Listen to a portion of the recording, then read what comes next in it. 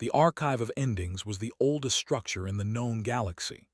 It floated at the exact center of the Galactic Council's territory, a massive sphere of dark metal that had existed before most current species had learned to walk upright. Inside its walls lived the Cosmic Catastrophe Index, a database that held the death records of 10,000 civilizations. Archivist had served the index for 300 years. Its body was made of living crystal, a lattice of purple light that shifted and flowed as it moved through the endless halls. Had no eyes in the human sense, but it could see data the way other beings saw colors. It could taste the shape of statistics and feel the weight of probability. For 3 centuries had watched species rise and fall. The pattern was always the same. A civilization would grow, reach for the stars, and then something would come. A plague, a war, a cosmic disaster. The index would calculate their chances, and almost always the calculation was correct. Civilizations died.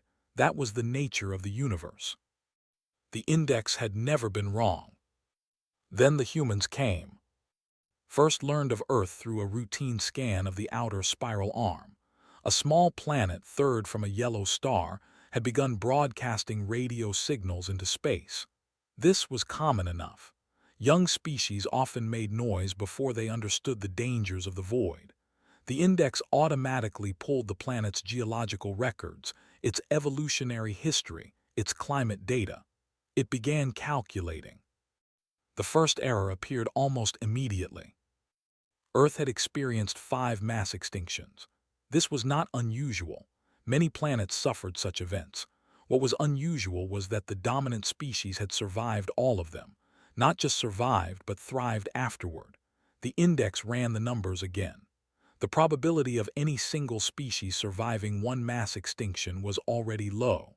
The probability of surviving 5 was so small that the index could not display it properly. Flagged the file for personal review. It spent 3 days studying Earth's history. What it found made no sense. 70,000 years ago, a eruption had nearly destroyed the human species. Their population had dropped to perhaps 10,000 individuals. By every standard in the index, they should have died. They did not. They spread across the planet instead. They walked across frozen land bridges to new continents. They sailed across oceans on boats made of reeds. They lived in deserts where no water fell, and in frozen wastes where the sun barely rose. They should have died 100 times. They never did. Brought its concerns to the Council's senior mathematicians. These were beings of pure thought, entities that had been calculating probability since before the first stars died. They reviewed Earth's file with what might have been skepticism. Then they reviewed it with what might have been confusion. Then they reviewed it with what could only be described as alarm. The humans had broken something. When their data was added to the index, the entire system began to produce errors. Survival rates across the galaxy shifted by small amounts. Species that should have died had slightly better odds when humans were factored in. No one could explain why. The mathematicians introduced a new variable. They called it the persistence coefficient, and they admitted freely that they did not understand it. It seemed to measure something beyond physical capability or technological advancement. It measured the simple refusal to stop existing. By the time the Council finished its analysis, the humans had built their first interstellar ship. They arrived at the Archive of Endings 3 months later, a small delegation of soft-bodied creatures asking politely if they could establish diplomatic relations. Watch them from the upper galleries as they entered the council chamber. They were unremarkable in every physical way. No armor, no claws, no wings. They moved slowly compared to most species. They were fragile. A fall from any height could kill them. Exposure to vacuum would kill them in minutes. They could not see in the dark or hear the frequencies that most predators used. By every measure in the index, they were prey animals. They should have been eaten by something larger before they ever learned to think. And yet, the lead human was a female named Wei. She was small even by human standards, with black hair and steady eyes. She spoke to the council with a calm that found unsettling. Most new species approached the galactic community with fear or aggression. Wei approached them like she was meeting neighbors. The council asked the standard questions. How had humanity developed faster than light travel? What were their intentions? Did they understand the dangers of the galaxy? Wei answered each question patiently. Then she asked a question of her own. She wanted to see the index.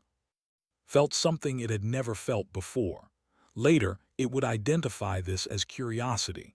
At the time, it simply felt like a vibration in its crystal matrix, a harmonic that did not belong. It granted her request.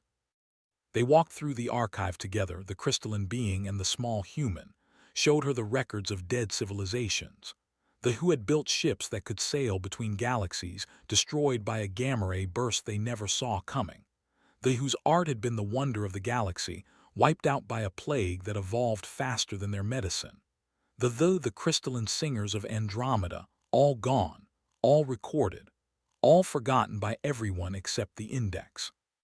Wei listened without speaking. She looked at the glowing displays that showed probability calculations, extinction curves, survival margins. She studied the mathematics of endings. Finally, she spoke. She said that humans had a word for what the index measured. They called it doom. They understood it well. Their own history was filled with moments when everything should have ended, plagues that killed half their population, wars that burned their cities to ash, famines that left their children hollow and starving. But they also had another word. They called it hope. Did not understand. Hope was not a mathematical concept. It could not be measured or calculated. It did not appear in any of the index's algorithms. Wei smiled. It was a strange expression, one that would spend years learning to read. She said that was exactly the point. Hope was the variable that no equation could capture. It was the thing that made humans plant crops in poisoned soil and rebuild cities from rubble.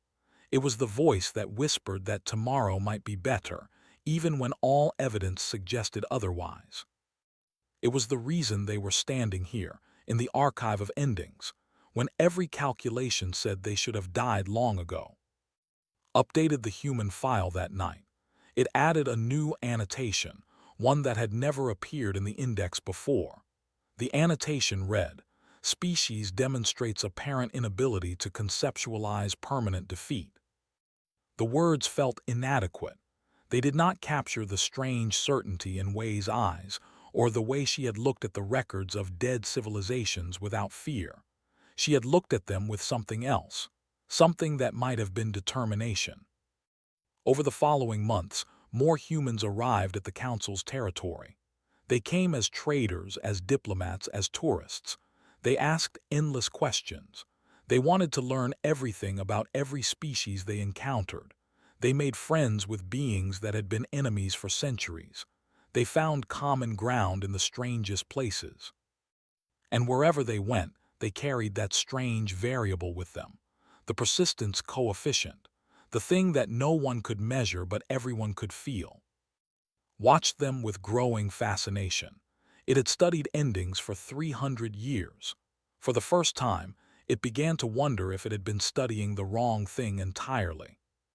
The humans were not interested in how civilizations died. They were interested in how civilizations lived.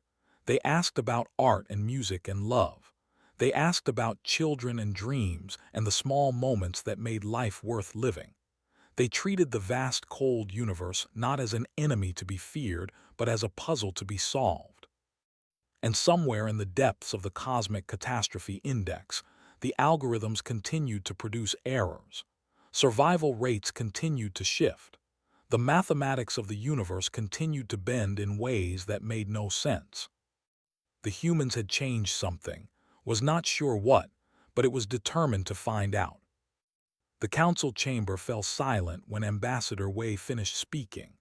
400 species watched her from their seats, beings of light and shadow and flesh and metal, all of them trying to understand what they had just heard.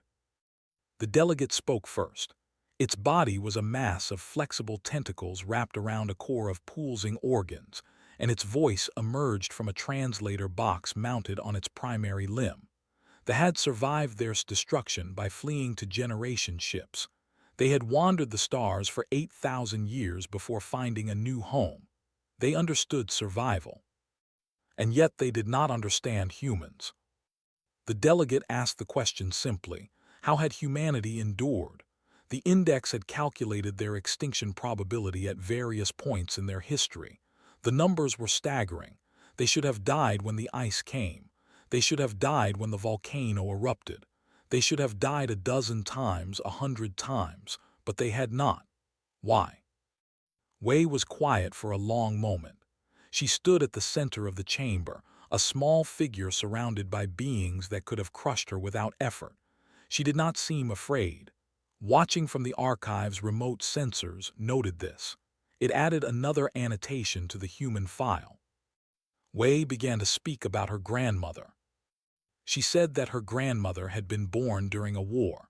Not just any war, but one that had killed millions. Her grandmother's village had been destroyed. Her family had been scattered. She had walked for weeks through hostile territory, a child alone in a world that was burning. She should have died. But she found other survivors. They traveled together. They shared food when they had it and went hungry when they did not. They buried their dead and kept walking. Eventually, they reached safety. Her grandmother had grown up, married, had children. She had planted a garden every spring, even when the soil was poor and the rains did not come. Wei said her grandmother had died at the age of 93. On the last day of her life, she had been planning what vegetables to plant in the coming season. The chamber was very quiet. Wei said that humans did not survive because they were strong. They were not strong. They were fragile and small and easily killed. They did not survive because they were smart. They made mistakes constantly. They fought wars over foolish things. They poisoned their own planet. They were not wise. They survived because they did not know how to stop. She said it was not courage. Courage was a choice. This was something else.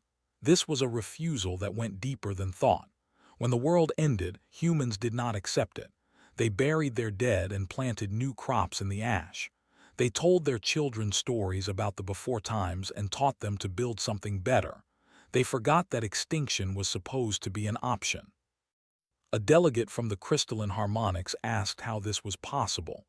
Its species communicated through vibration, through the resonance of pure mineral forms. It understood mathematics and logic. It did not understand irrationality. Wei said that humans called it hope, but that was not quite right either. Hope was a feeling, and feelings could fail. This was something harder.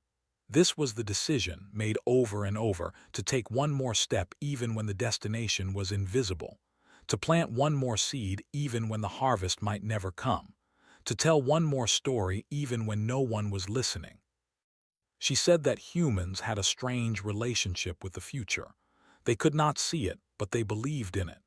They believed that tomorrow might be better than today, even when all evidence suggested otherwise. They built for generations they would never meet. They made sacrifices for descendants they would never know. And when everything fell apart, they rebuilt. Not because they were optimistic. Sometimes they were terrified. Sometimes they were heartbroken. Sometimes they were so tired they could barely stand. But they rebuilt anyway. Because that was what humans did. Processed this information slowly. It ran simulations, trying to model the behavior Wei described. The simulations failed. The mathematics could not capture it. There was no equation for a grandmother planting seeds in dying soil. There was no algorithm for a child walking through fire and refusing to stop. The delegate spoke again. It said that they had survived their own apocalypse. They had fled their dying world and wandered for. They understood endurance. But they had always believed their survival was a fluke, a random chance in a universe of random chances. The humans made it sound like something else. Like survival was a choice that could be made again and again, forever. Wei nodded. She said that was exactly what it was. She told them about the plagues that had swept through human history, diseases that killed half of entire continents. Each time, the survivors had buried their dead, cared for their sick, and continued. She told them about the wars, the famines, the natural disasters. Each time, humans had looked at the ruins of their world and started building again. She said that humans had a word for this. They called it resilience, but even that word was incomplete. Resilience suggested bouncing back to a previous state. Humans did not bounce back. They pushed forward. They adapted. They changed. They became something new, something that could survive whatever had tried to kill them. The delegate, a being of living light that flickered at the edges of perception, asked if this was sustainable. Surely, at some point, the accumulated trauma would break them. Surely, at some point, they would give up. Wei smiled that strange human smile. She said that humans did break. They broke all the time. They mourned, they suffered, they lost faith, they despaired. But then they got up again. Not because they were unaffected by pain, because they had learned that pain was not the end of the story. They had learned that the worst moment of their lives could be followed by something else, something unexpected, something beautiful. She said that humans did not deny the darkness. They walked through it. They carried it with them, but they also carried something else. A stubborn, irrational belief that the darkness would end, that somewhere ahead there was light. The chamber was very silent when she finished speaking. Noted that several delegates had stopped moving entirely. Some species did this when processing difficult information. Others did it when experiencing what humans would call emotion. The senior mathematician, an entity called the first calculator, spoke for the first time. Its voice was the sound of pure mathematics, equations made audible. It said that it had spent 40,000 years studying the universe. It had calculated the death of stars, the collapse of galaxies, the eventual heat death of everything that existed. It had never encountered a variable like human hope. Wei said that was because hope could not be calculated. It existed outside mathematics. It was the thing that remained when all the numbers said nothing should remain. She said that humans knew they would die. Every individual, every civilization, eventually. The universe would grow cold and dark. All things would end. But humans did not live in the ending. They lived in the middle. They lived in the part of the story where things were still uncertain, where choices still mattered, where one more step might lead somewhere new. And that was where they found their strength, not in denying death, but in living fully despite it. Updated the human file again. It added a note that it suspected would be revised many times in the coming years. The note read, "Human resilience appears to derive not from physical capability or technological advancement, but from a fundamental orientation toward continuity. Further study required." It was inadequate, but it was a beginning. 3 cycles passed. The humans became a familiar presence in the galactic community. They traded goods and ideas. They made friends and allies. They asked endless questions about every species they met, genuinely curious about how others lived and thought and dreamed. And then the warning came. A rogue neutron star had been detected moving through the outer sectors of Council space. Such objects were not uncommon. Neutron stars were the collapsed cores of dead suns, incredibly dense and powerful. When they moved through populated regions, they caused problems. Gravity distortions, radiation bursts, sometimes worse. This one was heading directly for the system. Pulled the files on the immediately. They were an ancient species, one of the oldest in the galaxy. For 50,000 years, they had devoted themselves to art and philosophy. They had never known war. There was a paradise of gardens and galleries where every citizen spent their life creating beauty. They had never developed weapons. They had never needed them. Their ships were slow, designed for peaceful exploration. Their population was large, spread across a dozen colony worlds that all orbited the same star. The neutron star would pass through their system in 18 months. The radiation alone would sterilize every world. The gravitational distortions would tear their stations apart. The index calculated their survival probability at 0.003%.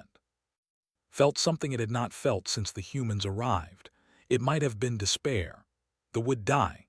The universe would lose 50,000 years of art, of music, of philosophy. All of it would be gone. The council began debating intervention protocols. Some delegates argued for immediate action. Others pointed out that the council had no ships fast enough to evacuate the entire population. Others suggested that the resources would be better spent protecting species that had a chance of survival. The debate continued for 3 days. They had 18 months left to live, and the galaxy's leaders spent 3 days arguing about procedure. The humans did not wait. Wei appeared before the council on the 4th day. She was accompanied by a human admiral, a weathered man named James who had spent 40 years commanding ships. They requested the floor. Wei said that humanity would not participate in the debate. They did not have time for debates. They were going to die unless someone acted. Humanity would act. Admiral explained the plan. Every human cargo ship in the sector would divert to. Every transport, every freighter, every vessel that could carry passengers. They would work with to build emergency shelters from asteroid debris. They would evacuate as many people as possible. They would save everyone they could. The council was stunned. The numbers did not work. There were not enough ships. There was not enough time. The radiation would kill the rescue workers before they could save a fraction of the population. Admiral said that the numbers did not matter. What mattered was that people were going to die, and humanity could not stand by and watch. For the first time in galactic history, a species volunteered to die for another. The council approved the mission, though many delegates did not understand it. Why would the humans sacrifice themselves for strangers?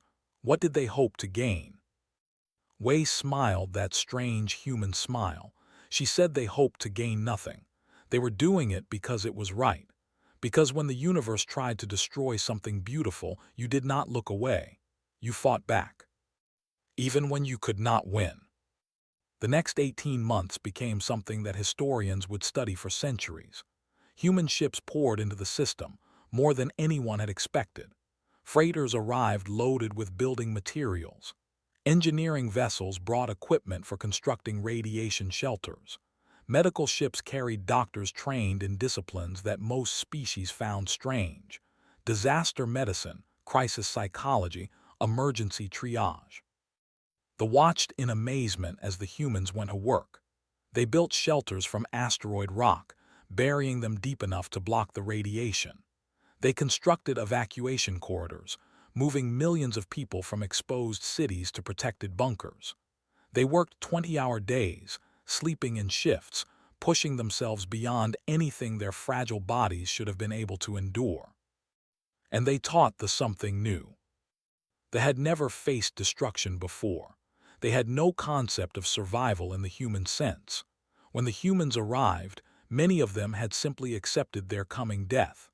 They had begun composing final works of art, beautiful pieces meant to capture the moment of ending. The humans did not allow this. They assigned teams to work with teaching them that despair was not the only option. They shared stories of human history, of all the times humanity had faced extinction and refused to accept it. They taught them that the ending was not written until it happened. And slowly they began to change. They started helping with the evacuation. Artists who had never lifted anything heavier than a brush learned to move equipment.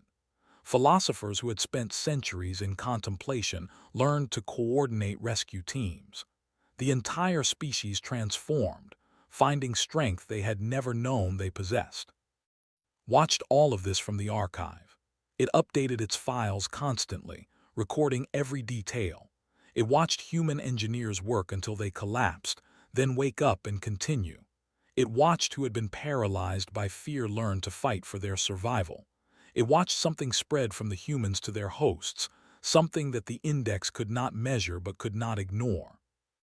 The persistence coefficient, the thing that made humans plant crops in poisoned soil and rebuild cities from rubble. It was contagious. When the neutron star passed through the system, the radiation was as terrible as predicted. The gravity distortions tore apart stations and ships. The beautiful of the was sterilized, its surface scoured clean of all life. But deep in their shelters, buried in asteroid rock and shielded by human engineering, the survived. Not all of them. The losses were staggering. Millions died despite everything the humans tried. Human rescue workers died too, caught in radiation bursts while helping others to safety. But the species survived. The culture survived. The 50,000 years of art and philosophy and beauty survived. They would rebuild. They would make new art about the old art that was lost. They would tell stories about the strange, soft-bodied creatures who had come to save them. And they would never forget. Made its final update to the Cosmic Catastrophe Index on the day the last refugee ship left the system. It stood in the central chamber of the Archive of Endings, surrounded by the glowing records of 10,000 dead civilizations. It added a new entry, not a record of death but something else, something the index had never contained before. The entry read, "When calculating survival probability for any system containing humans, standard projections must be adjusted. Humanity does not accept extinction. This variable, designated resilience, appears to be contagious. Contact with humans increases survival probability for all connected species by an amount that cannot be precisely calculated." Looked at the words for a long time. They were inadequate. They would always be inadequate. Mathematics could not capture what it had witnessed. The index had been designed to record endings, and it had just witnessed something else entirely. It had witnessed a beginning. Across the galaxy, species that had once accepted their eventual endings began to wonder. The who had wandered for 8,000 years began to speak of building something permanent. The crystalline harmonics, who had believed their fragile forms could not survive cosmic disaster, began to develop new defensive technologies. The entities of light, who had assumed they would eventually fade, began to ask if perhaps they might not. Hope was spreading. Not the fragile hope of wishful thinking, but the hard hope the humans carried. The hope that was really a refusal. The stubborn, irrational, magnificent refusal to accept that the story was over. Close the human file, knowing it would never be complete. 300 years of studying endings had taught it many things, but the humans had taught it something new. The universe was vast and cold and dangerous. It destroyed civilizations without mercy and without meaning. It did not care about art or love or beauty. But the universe was not the only force that mattered. There was also the quiet determination of a grandmother planting seeds in dying soil, the stubborn walk of a child through burning wreckage, the choice, made over and over, to take one more step even when the destination was invisible. There was resilience. And resilience, it turned out, could change everything.